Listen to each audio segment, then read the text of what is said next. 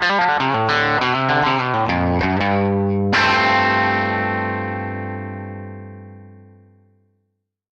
Ted, how's it going? Oh, hey Ryan, how's it going? Good. Good. I have a question. All right. Temperatures are changing on the planet right now, but they're not changing very much.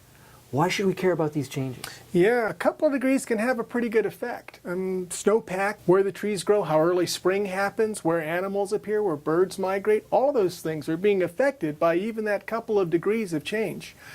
Every summer, the Arctic gets close to that freezing point, and you get to that freezing point and everything changes.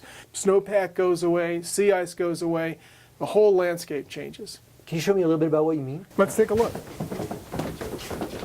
Your data that you use is from satellite imagery that looks down at this area to see how far down the snow reaches at different times of the year. Exactly. And what we're seeing is that in springtime, this whole northern area is seeing less and less and less snow. And in the Arctic Ocean, we're seeing less and less ice every summer. And that means that there's a whole lot more heat coming from the ocean and going into the atmosphere. And that is changing how the atmosphere circulates around the North Pole. Check this out.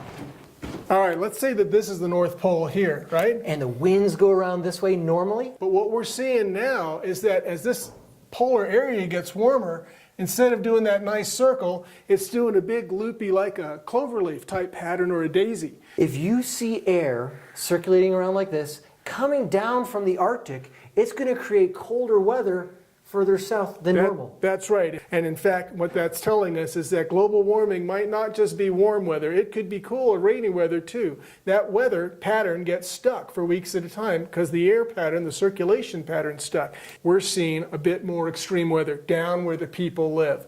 But you know, this has been going on for millions of years. The difference is we've got 7 billion people on Earth, and they need to have next year's weather be more or less like last year's weather, or it's going to change everything. Thanks, Ted. Yeah, that was great.